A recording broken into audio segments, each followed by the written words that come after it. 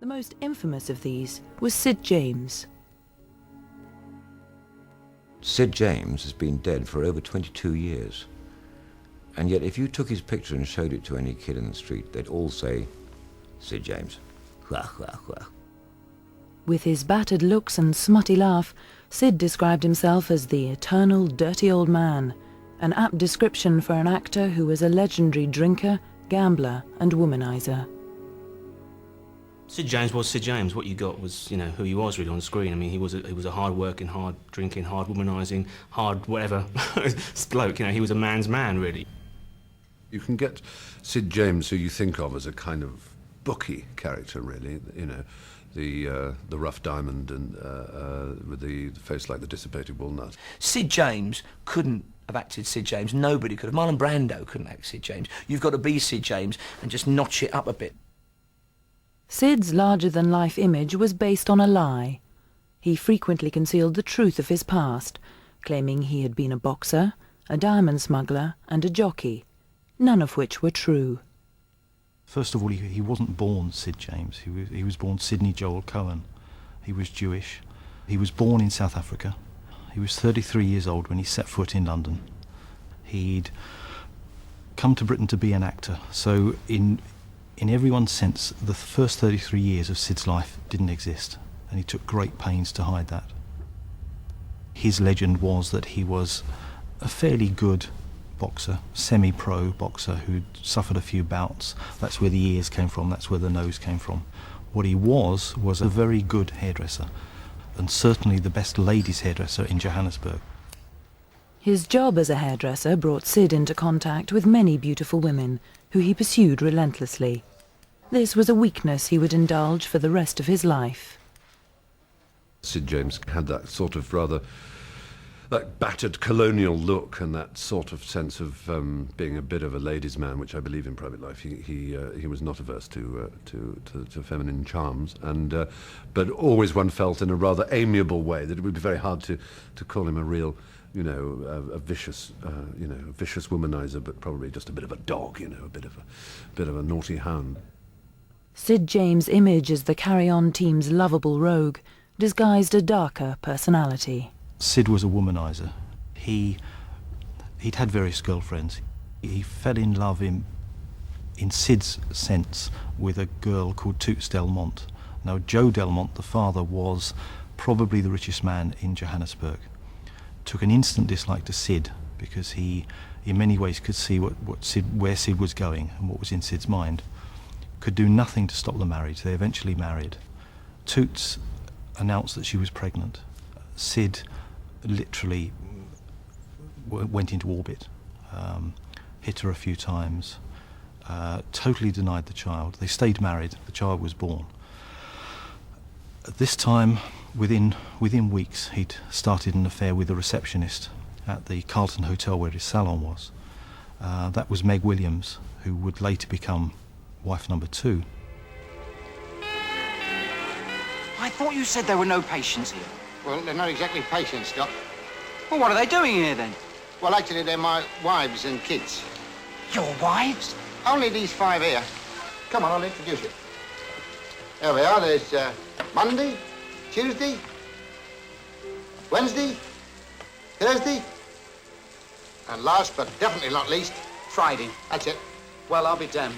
Well, at least you've got no problem with what to do with your spare time. Oh, I don't know. There's not much doing at the weekend.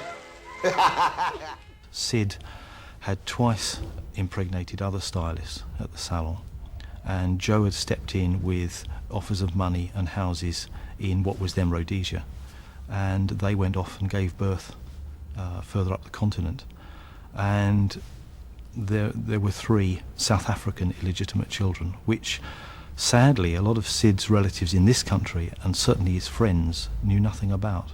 Have you got a large one? I've had no complaints so far. If we roll on the tape for another 10 years, Sid tends to use women. He becomes, very sadly, a woman beater. Countless instances before his arrival and after his arrival in this country where if Sid didn't get his own way, he would use his fists, and usually on women.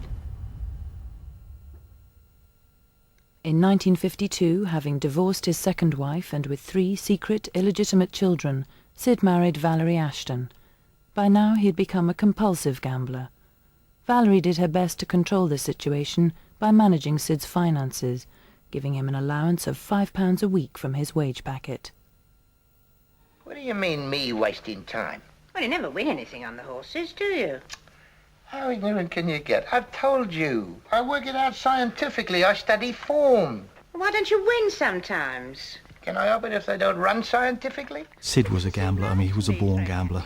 In his teens, Sid went off to work in a circus for a few weeks. He would bet on which elephant would enter the ring or leave the ring first. He would sit in the corner and try and get some bets on the 230 with a bit of luck. Without his wife finding out, dear Valerie didn't like that too much. When he would go down the betting shops and place his legendary bets on horse races, he was known as Sir Sid, because he always had a bankroll of money in his pocket and would whack it down on the table and say, "That's my bet for the day." And they'd take it and completely trounce him. I have to say, I don't think it's much of a secret that Sid did like a couple of quid on the GGs. There was no secret about that. In fact, I think he was, I'm not sure what the word is it gambleaholic or something, whatever it is, but if there was such a thing, Sid was jolly nearly one. But he did spend a lot of money on gambling. And I think Val, his wife, very, very sensibly tried to keep it in check. People say that Sid James was a rough diamond on screen. He was off screen. It was a bit of an in-joke when it came to Carry On Up the Khyber, calling him Sir Sidney Rough Diamond, because that was his nickname. My father, who are those people? That light of my darkness is Sir Sidney Rough Diamond, the British governor, whose benevolent rule and wise guidance we could well do without. All 31 Carry On films were made at Pinewood Studios. They were produced on a very low budget. The Carry On producers were notoriously mean and underpaid their stars. With heavy gambling debts, Sid's financial situation was placed under further strain due to the low wages that he received. Like his co-stars, Sid was on a buyout, a contractual agreement that was to cause much bitterness with the other Carry On players. Because the Carry On films were filmed in very quickly and they've got a very tight budget, they couldn't have anybody playing the big star. You've got to get into your costume, get on the set, do it and go. Sid's first film in the Carry On series, Carry On Constable, the script demanded that Sid emerge from the top of the stairs, walk down a flight of stairs and walk out of shot.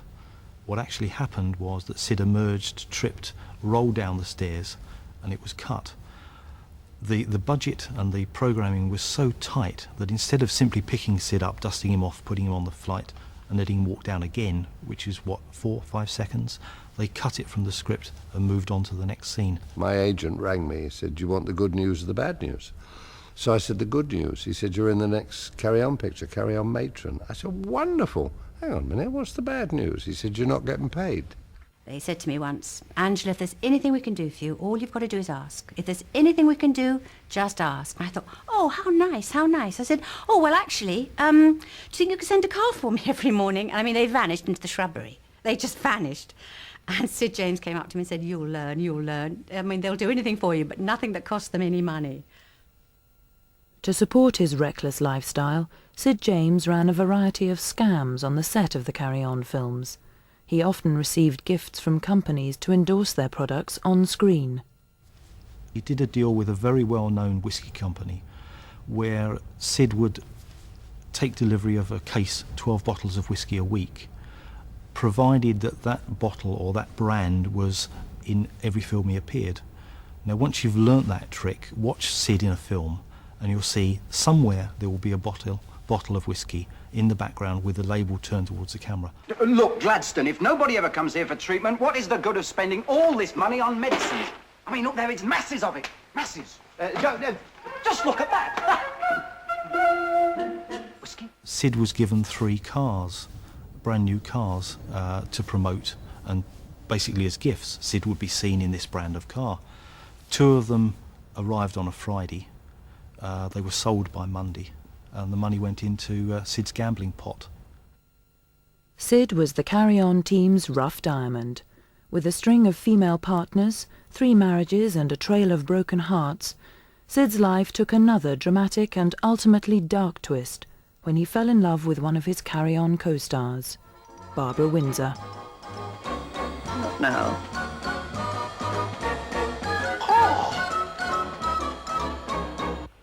I'm Nurse May. I was told to report here, sister. I'll be with you in a moment. Hi.